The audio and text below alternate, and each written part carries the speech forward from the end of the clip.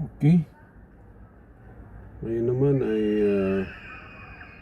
alis na tayo dito sa St. Mary's Church. At papunta naman kami ngayon ng The Villa sa Dubai Land. Medyo malayo-layo. 30 to 40 minutes siguro travel mula dito sa St. Mary's Church sa Urmeta. Okay. Hintay ko lang si Sandro at kami aalis na.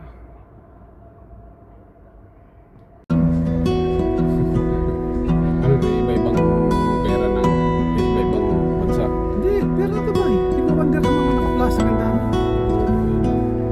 Pinadala ka kanina, papapalitan sa bangko. Hindi ko kasi kung saan yung sa box ng church. Oo. Tapos sa kanya binabagsak ng bibilang. Pasok sa bangko yun.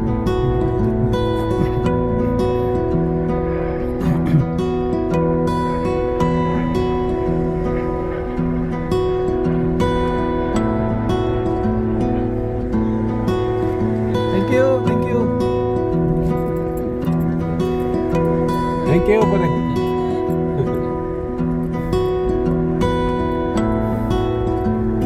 Jabal Al Noor.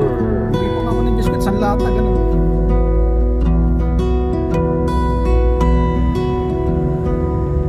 Lista niya, papalabasin mo na yung higa. Go outside, pamerienda. Basta pamerienda. Ano ko, biscuit lang eh. Thank you po, sabi. Ito pa, pang-stock mo.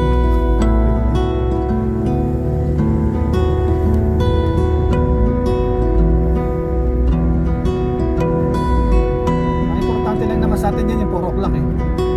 Kailangan lumapag tayo. Diba?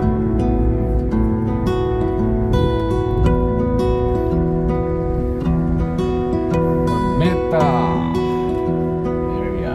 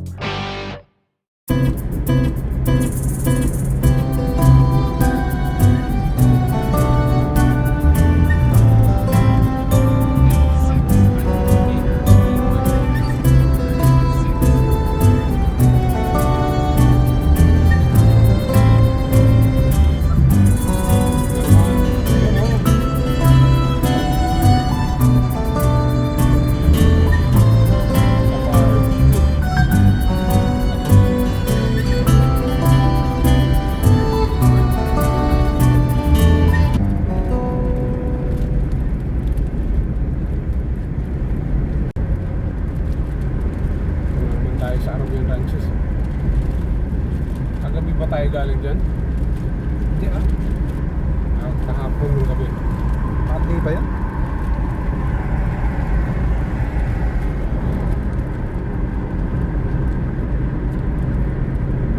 Yung camera nasa likod ng ano?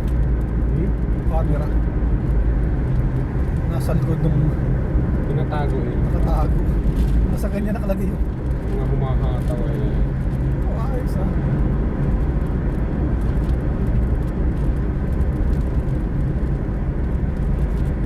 Dati nga uso yung nasa sasakyan eh. Nasa loob ng tinted na sasakyan. Nakaparada yung sasakyan doon sa tabi.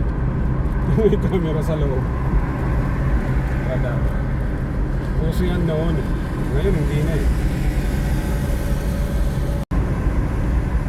Pag natapos ng flyover na ginagawa dito, yan. Ang laking ginhawa niyan dito sa roundabout na to. Wala lang hintuan yan eh. Ang traffic light na lang yan, yung nasa ilalim. Ano, lapas-lapasan na yun.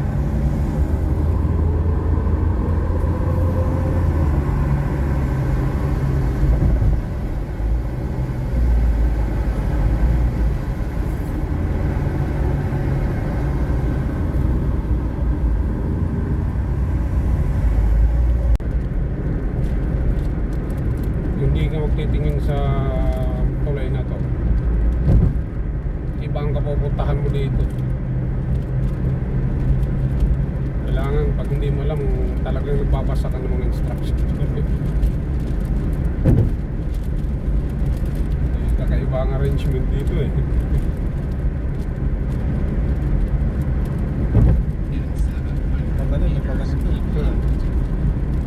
Di ba unang kanan mo dapat, pakanan ka na rin sa baba.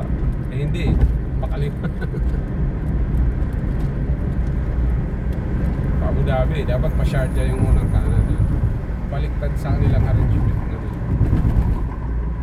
Ng flyover.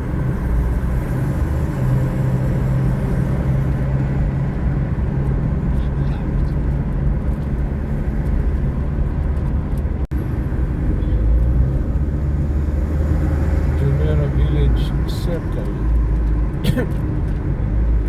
Yung circle na tinutukoy sa GVC is makikita mo lang pag naka-drone or nasa helicopter ka or sa mapa, kasi sobrang laki ng circle na yun.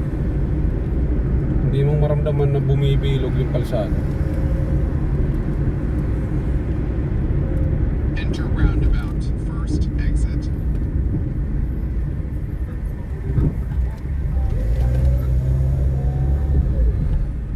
First exit. Diretso lang eh. Eh ito yung first exit. Roundabout na yun, tinutukoy niya. Nalilito ka tuloy. Hanapin mo yung roundabout. Wala na po roundabout.